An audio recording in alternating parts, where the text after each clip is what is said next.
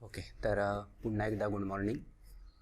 मागच्या 3 दिवसांमध्ये आपण एक्सेलबद्दल खूप चांगल्या प्रकारे जे फंडामेंटल टूल्स होते ते आपण शिकून घेतले.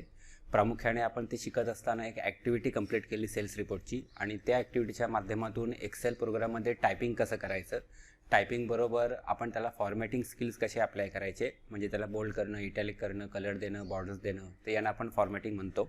त्याच्यानंतर आपण त्या सर्वात महत्त्वाचा जो एक्सेलचा पार्ट आहे तो म्हणजे कॅल्क्युलेशन्स कसे करायचे आणि कॅल्क्युलेशन्स करण्यासाठी फॉर्म्युला आणि फंक्शन्सचा वापर कसा करायचा, तर हे आपण थोडक्यात शिकून घेतलेलं आहे.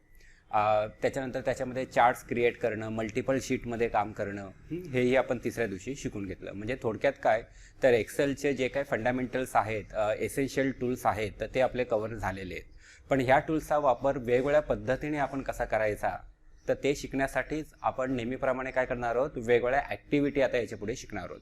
आणि त्यातली पहिली ॲक्टिव्हिटी जी आपल्याला शिकायची आहे त्याचं नावच आहे पॉकेट मनी. ओके. आता पॉकेट मनी ही ॲक्टिव्हिटी मुद्दामून देतोय मी, कारण तुमच्याबरोबर ती जास्त रिलेट होईल. कारण आता तुम्ही बरेच जण स्कूल किंवा कॉलेजेसमध्ये आहात आणि सध्या तरी आपण काही कमवत नाही आहोत. ओके. आपल्याला जे काय आईवडील आहेत ते पैसे देतात आणि ते आपण खर्च करतो. मग मला समजा त्याचा महिन्याभराचा हिशोब ठेवायचा असेल तर कसा ठेवायचा, तर ते शिकण्यासाठीच आपल्याला ही पॉकेट मनीची ॲक्टिव्हिटी आहे. पण मी जे तुम्हाला शिकवणार जे आहे ते मात्र मी कॅशबुक शिकवणार आहे. ॲक्च्युली दोन्ही ॲक्टिव्हिटी सेम आहेत, फक्त त्याला नाव वेगवेगळं आहे. ओके. आता पॉकेट मनी जर आपण पाहून घेऊया काय नेमकी ॲक्टिव्हिटी आहे. तर हे आपलं पॉकेट मनीची ॲक्टिव्हिटी आहे. नेहमीप्रमाणे आपण जे टायपिंगचं काम आहे ते करून घेणार आहोत. ॲक्टिव्हिटीचा महत्त्वाचा भाग काय आहे, तर इथे डेटचा एक कॉलम आहे, डिस्क्रिप्शन म्हणजे डिटेल्स दिलेले आहेत, ट्रान्झॅक्शन कसं झालं आहे, कॅश मनी झालं आहे, चेकनी झालं आहे ते आपण लिहू शकतो, रिसिप्ट म्हणजे किती पैसे आले आपल्याकडे, आणि त्याच्यानंतर पेमेंट म्हणजे किती पैसे आपले खर्च झाले, आणि मग बॅलन्स किती. म्हणजे एक सिम्पलशी अशी ॲक्टिव्हिटी आहे. पण हीच ॲक्टिव्हिटी जेव्हा मार्केटमध्ये आपण जॉब करायला जाणार आहोत किंवा काम करणार आहोत, तर तिथे ह्याच ॲक्टिव्हिटीला कॅशबुक ह्या नावाने ओळखलं जातं. तुमच्यापैकी जे विद्यार्थी कॉमर्स क्षेत्रामधले असतील तर त्यांना कॅशबुक प्रकार काय असतो ते नक्की माहिती असेल, कारण कोणत्याही बिझनेसमध्ये जो कॅशचा रेकॉर्ड ठेवला जातो त्याला ॲक्च्युली कॅशबुक म्हणतात. मग आता ही ॲक्टिव्हिटी नेमकी कशी परफॉर्म करायची, तर हे आपण थोडक्यात आता शिकून घेऊया. मी सर्व डिटेलमध्ये पूर्णपणे बनवून दाखवणार नाही आहे, कारण आता ते पुन्हा शिकवायची गरज मला तरी वाटत नाही आहे. आणि आय होप की तुम्हाला सुद्धा तो कॉन्फिडन्स आत्ता नक्की असेल की एक्सेलमध्ये जे टायपिंगचं काम आहे, फॉर्मॅटिंगचं काम आहे, बॉर्डर देणं असेल किंवा थोडेफार फंक्शन वापरणं असेल, हे आता तुम्हाला स्वतःला देखील जमू शकतं. म्हणजे ती प्रत्येक छोटी गोष्ट आता पुन्हा मी सांगण्याची तशी गरज नाही आहे. हां, पण याच्या व्यतिरिक्त जर कोणाला काही अडचण वाटलीच तर लगेच मला नक्की विचारा, मी पुन्हा ते नक्की तुम्हाला करून दाखवेल. आपण जर असं ॲक्टिव्हिटीकडे येऊया, थोडंसं मी झूम करून घेतो. आपण जर आता ह्या ॲक्टिव्हिटी पाहिलं तर लक्षात येईल की ह्या ॲक्टिव्हिटीला आपण इन्कम एक्सपेन्स ट्रॅकर असं नाव दिले. कोणत्याही बिझनेसमध्ये इन्कम किती झालं, एक्सपेन्स म्हणजे खर्च किती झाला, तर त्याचा ट्रॅक रेकॉर्ड आपल्याला ठेवायचा असतो. जनरली त्याला नेहमीच्या भाषेत कॅशबुकच म्हणतो आपण. तर ही कॅशबुकची ॲक्टिव्हिटी आहे.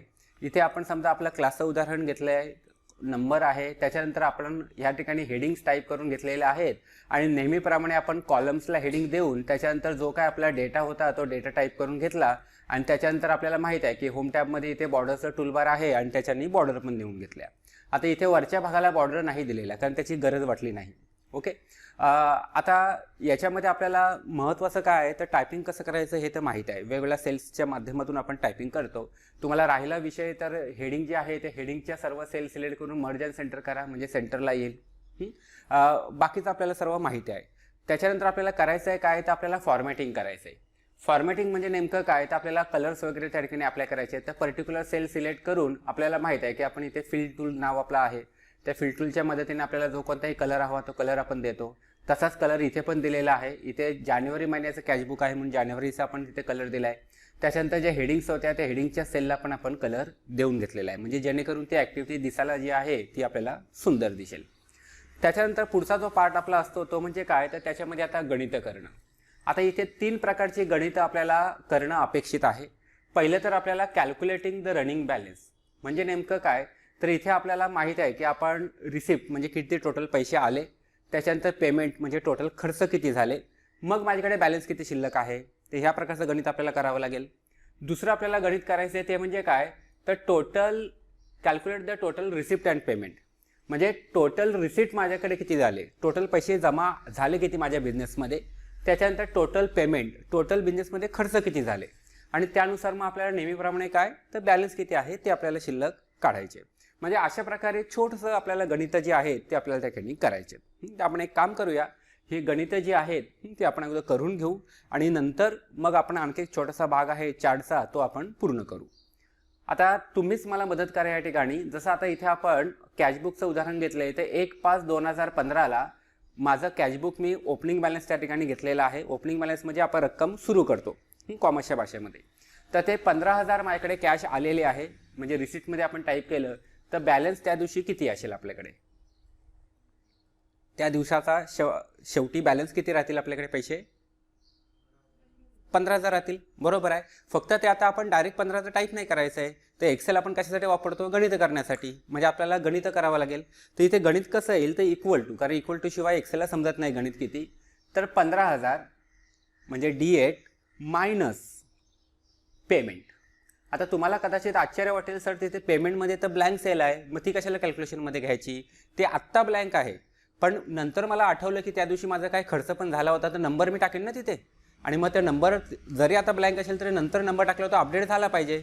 म्हणून एक्सेलमध्ये कॅल्क्युलेशनमध्ये नेहमी लक्षात ठेवा, जरी त्या सेलमध्ये आत्ता ब्लँक व्हॅल्यू आहे तरी भविष्यात त्याची गरज लागू शकते, म्हणून ते कॅल्क्युलेशनमध्ये नेहमी कन्सिडर करायचं असतं. ते ब्लँक तसं सोडायचं नाही.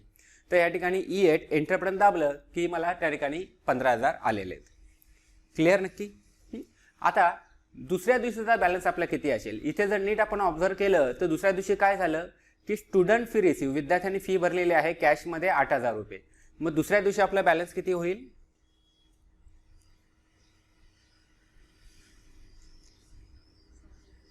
किती 7,000.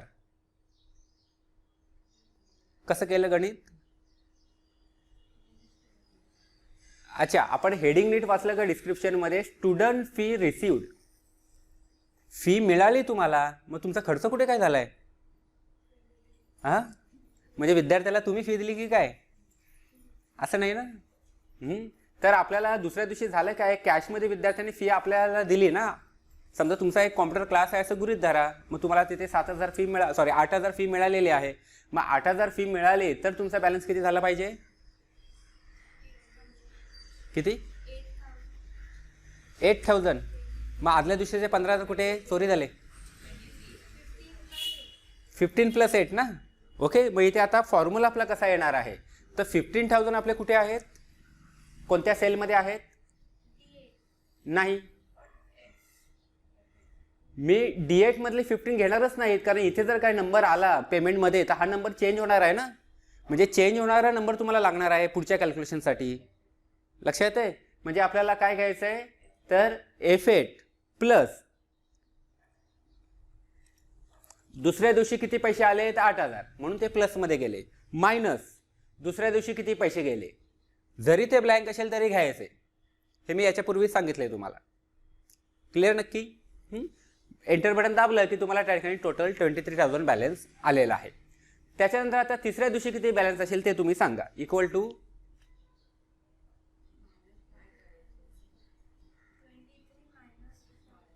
ओके 23 - 5, डायरेक्ट -5 करणार आपण. फॉर्म्युला काय यायला हवा आपला, फॉर्म्युला सांगा मला. ओके डायरेक्ट मायनस केलं, पुन्हा तेच, अजून देखील ती गोष्ट लक्षात नाही आली तुमच्या. जरी ब्लँक असेल तरी तुम्हाला घ्यायचंय. 23 + ओके. तर नेहमी लक्षात ठेवा तुम्हाला कॅशबुकमध्ये फॉर्म्युला काय हवा आहे, आदल्या दिवसाचा बॅलन्स म्हणजे आदल्या दिवशी किती पैसे शिल्लक होते प्लस दुसऱ्या दिवशी किती पैसे आले, जरी ते ब्लँक असेल तरी आपण कन्सिडर करतोय, मायनस दुसऱ्या दिवशी पैसे किती गेले. सिंपल फॉर्म्युला आहे, त्यात काही जास्त आपल्या डोकंच लावायचं नाहीये. एंटर बटन दाबलं की काय झालं, तुम्हाला बॅलन्स आला. पुन्हा आता पुढचा बॅलन्स पाहिजे तर इक्वल टू आदल्या दिवशी तुमचे पैसे किती शिल्लक होते प्लस दुसऱ्या दिवशी किती पैसे आलेले आहेत आपल्याकडे, मायनस दुसऱ्या दिवशी पैसे पुन्हा किती खर्च झाले, म्हणजे ते मायनसमध्ये जाणार आहे. एंटर. पण आता प्रत्येक वेळी असं टायपिंग कुठे करणार, सिंपल आहे, आपल्याला ऑटोफिलचं माहीत आहे. आपण काय करायचं, एक शेवटचा फॉर्म्युला जो 3-4 तुम्ही फॉर्म्युले कॅल्क्युलेट करा आणि शेवटचा फॉर्म्युला आला की त्याला असं ड्रॅग करा खाली, शेवटपर्यंत ड्रॅग करायचं आहे तुम्हाला. की काय झालं बघा, शेवटपर्यंत तुमचा बॅलन्स आहे तो ऑटोमॅटिक कॅल्क्युलेट झालेला आहे. क्लिअर नक्की? मग आता मला त्याचा फायदा काय होणार आहे, समजा आता इथे पुढच्या एखाद्या तारखेला समजा 15/6/2016 15/6/2016ला मी एखादी नवीन एंट्री या ठिकाणी केली. काय एंट्री केली, समजा पिझ्झा ऑर्डर्ड, कॅशमध्ये एक पिझ्झा मी मागवला होता. पिझ्झा मागवला म्हणजे खर्च झाले पैसे आपले, म्हणजे ते पेमेंटच्या कॉलममध्ये जाईल आणि त्या ठिकाणी किती 599चा पिझ्झा मागवला. बघा तुमचा बॅलन्स ऑटोमॅटिक अपडेट झाला. हा लक्षात, म्हणजे येणाऱ्या पुढच्या दिवसांमध्ये मी फक्त इथे एंट्रीज करत जाणार आहे, माझा बॅलन्स आहे तो ऑटोमॅटिकच कॅल्क्युलेट होत जाणार आहे. क्लिअर? आता एवढं आलं लक्षात नक्की सर्वांच्या? तर अशा पद्धतीने आपण थोडक्यात म्हणूया की आपल्याला हे बिझनेसमध्ये कोणत्याही कॅशबुक आहे ते लागतं. आता इथे असं होऊ शकतं एखाद्या दिवशी की ज्या दिवशी स्नॅक्स जे आहेत, मी स्नॅक्स काही ऑफिसच्या स्टाफसाठी मागवले होते, ते 500 रुपयाचे मागवले होते, एवढा बॅलन्स आहे. त्याच दिवशी माझ्या मित्राला जे मी उधार दिले होते 1000 रुपये, त्याने ते मला परत केले, म्हणून ते 1000 रुपये कशात येतील, रिसिप्टमध्ये येतील की नाही? बरोबर आहे. म्हणजे आता इथे काय होईल, जेव्हा मी ते 1000 रुपये टाईप करून बाहेर पडेल त्यावेळी बघा बॅलन्सेस ऑटोमॅटिक पुन्हा काय झाले, तुमचे अपडेट झाले. म्हणून तुमच्या ज्या ब्लँक सेल आहेत त्या कॅल्क्युलेशनमध्ये आपण ठेवायचे असतात, कारण भविष्यात मला तिथे एंट्री करायला लागू शकते. एवढं झालं आता क्लिअर? आता हे जे काय आपले बॅलन्सेस आहेत ते आपल्याला टोटल रिसिप्ट, टोटल पेमेंट आणि नेट बॅलन्स काढायचं आहे. मग तुम्हीच आता सांगा, टोटल रिसिप्ट म्हणजे टोटल किती पैसे आले याची मला त्या ठिकाणी बेरीज करून हवी. मग ती कशी करूया आपण, is equal to some bracket open, नंतर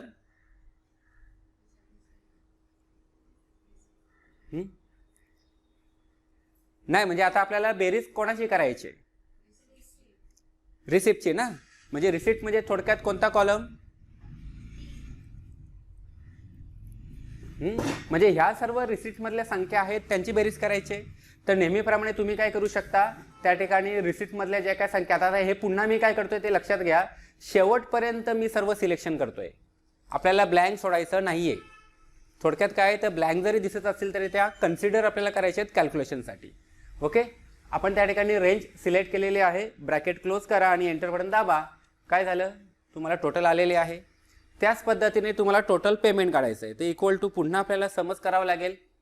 पुन्हा आता पेमेंटच्या संख्या घ्यायच्या आहेत, पुन्हा त्या पहिल्या सेलपासून घ्यायचे जरी ब्लँक असेल तरी, आणि शेवटपर्यंत. ओके, आता पुन्हा जरासं वरती गेलो आपण तर त्या ठिकाणी ब्रॅकेट क्लोज करा, एंटर बटन दाबा की आपल्याला खर्च किती झाले तेही आलेल, म्हणजे पेमेंट किती झालं. आता बॅलन्स सांगा कसं काढायचं,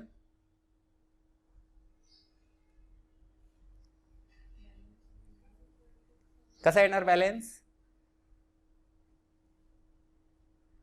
हे बघा तुमच्याकडे 15 रुपये होते, 10 रुपये खर्च काढले, किती राहिले बाकी, कसे काढले. मग इथे मायनस नाही करायचं आपण. तुमच्याकडे टोटल रिसिप्ट पैसे आले 29,500, खर्च झाले 16,799, मग बॅलन्स कसा काढणार, नुसतं डायरेक्ट मायनस टाईप करू. हां, इज इक्वल टू नंतर काय करू, E3 मायनस E4. ओके, काय झालं, बॅलन्स आला आपल्याला. ओके, सिंपल आहे, एका संख्येतून दुसऱ्या संख्या वजा करायची. फक्त एक्सेलमध्ये आपण आज पहिल्या दिवसापासून काय शिकतोय, संख्या टाईप नाही करत, आपण त्यांची ॲड्रेस टाईप करतो. क्लिअर? तर अशा पद्धतीने काय झालं, या ठिकाणी आपल्याला जी टोटल काढायची होती ती काढून झालेली आहे. म्हणजे जे कॅल्क्युलेशनचा पार्ट होता तो आपला झालाय. आता कॅल्क्युलेशनच्या पार्टनंतर आपल्याला आता एक चार्ट छोटासा आहे तो क्रिएट करायचा आहे. आता हा चार्ट काय दाखवणार आहे आपल्याला, तर टोटल आपला रिसिप्ट किती झाले, म्हणजे टोटल पैसे बिझनेसमध्ये आले किती, आणि टोटल खर्च किती झाले, म्हणजे त्या दोघांचं कंपॅरिझन आपल्याला करायचं आहे. मग कंपॅरिझन जेव्हा करायचं असतं त्यावेळी आपण काय करायचं, तुमचं टोटल रिसिप्ट आणि टोटल पेमेंट ह्या सर्व डेटा मी सिलेक्ट करतो. त्याच्यानंतर चार्ट घ्यायला कोणत्या टॅबमध्ये जातो आपण, इन्सर्ट, आणि इन्सर्टमध्ये आपल्याला कुठे जायचं आहे, चार्ट्स, आणि त्यातला आपल्याला कॉलम चार्ट घ्यायचा आहे. कॉलम चार्टमध्ये 2D किंवा 3D कोणताही कॉलम घ्या, तुमचा चार्ट रेडी झाला. ओके, त्याला लहान मोठं कसं करायचं हे मागच्या वेळी आपण शिकलेलं आहोत, लहान मोठं करू शकता. शिवाय त्याला चार्टला आपल्याला टायटल आहे, त्या टायटलच्या आतमध्ये क्लिक करून तिथे आपण टाईप करू. जसं उदाहरणासाठी इन्कम, मी जस्ट हेडिंग एक टाईप करून घेतो, इन्कम. इन्कम अँड एक्सपेन्स, जमा खर्च आपण त्याला म्हणू शकतो मराठीमध्ये. आता हा जो चार्ट आहे त्याला आणखी खुलवायचा असेल तुम्हाला तर चार्टच्या स्टाईल ओपन करा आणि त्यातून एखादी स्टाईल निवडा. हे बघा दिसायला ते सुंदर दिसेल तुम्हाला. तुम्हाला अगदी नंबर जसे असे हवे असेल तर नंबरवाला पण आहे. हे बघा फ्लोरोसंटवाला आहे. बऱ्याचशा 4 स्टाईल तुम्हाला उपलब्ध आहे. समजा ही एक स्टाईल मी घेतो. या माझा चार्ट रेडी. क्लिअर नक्की. तर अशा पद्धतीने म्हणूया की तुम्हाला भविष्यामध्ये जेव्हा कधीही कुठे कॉम्प्युटरवरती किंवा एखाद्या बिझनेसमध्ये काम करावं लागेल, स्पेशली ऑफिस स्टाफमध्ये आपण म्हणूया, तर ह्या प्रकारचं कॅशबुक तुम्हाला मेंटेन करावं लागतं. आणि ते कसं मेंटेन करायचं हेच आपण आजच्या ह्या लेक्चरमधून शिकून घेतलंय. ओके, आता तुमच्या ज्या काही शंका आहेत त्या प्लीज विचारा, आपण त्या क्लिअर करूया आणि मग आपण प्रॅक्टिकलला जाऊया.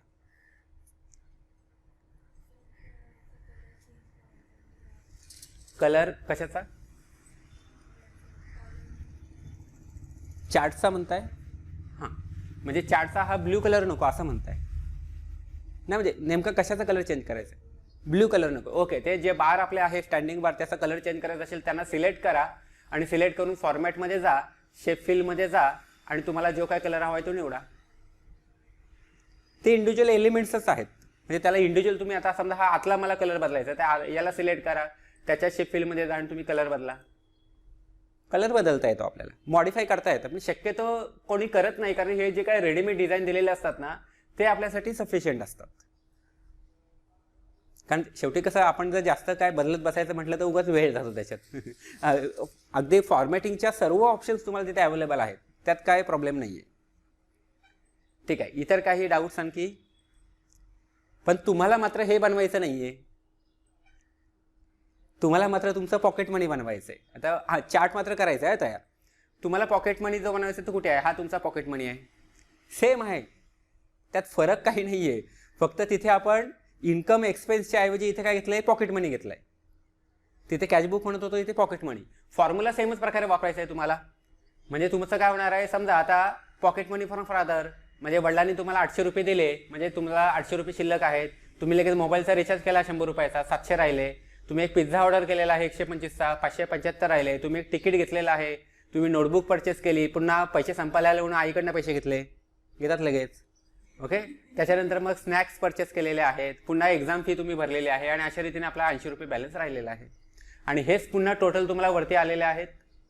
म्हणजे आता काय करता येईल तुम्हाला, म्हणजे खरं सांगायचं झालं तर तुमचा हिशोब हा तुम्हाला आता ठेवता येणार आहे. तुम्ही जे घरातून पैसे घेता त्या पैशाचे सर्व एंट्रीज तुम्ही इथे याच्यात करून ठेवायच्या, की किती वेळा मी आईवडिलांकडे पैसे घेतले आणि माझे कुठे कुठे खर्च झाले. आणि तुम्हाला आश्चर्य वाटेल जेव्हा महिन्याच्या शेवटी तुम्ही स्वतःच ते पाहाल तेव्हा लक्षात येईल, अरे बापरे, मी असे पण काही खर्च केलेले आहेत जे नसते केले तरी माझी पैशाची बचत झाली असती. कारण बऱ्याचदा आपण तो ट्रॅक ठेवतच नाही. आपल्याला पैसे येतात आपण खर्च करतो, येतात आपण खर्च करतो. पण तुम्ही जेव्हा ट्रॅक ठेवता त्यावेळी तुम्हाला स्वतःला ते जाणीव होते की कदाचित ते पैसे आपल्याला आणखी सेव्हिंग करता आले असते. आलं लक्षात नक्की? तर अशी हे कॅशबुकची एक ॲक्टिव्हिटी आहे. फक्त इथे राजेश पाटील असं नाव टाकू नका, तिथे तुम्ही स्वतःचं नाव टाकायचं आहे. स्वतःचा समजा मोबाईल नंबर टाकला तरी चालेल. ओके, बाकीचं रेग्युलर फॉर्मॅटिंग वगैरे तर आपल्याला परिचयाचं आहे, म्हणजे ते मला वाटत नाही की ते आता पुन्हा तुम्हाला शिकायला हवं. क्लिअर? आणखी काय डाऊट्स?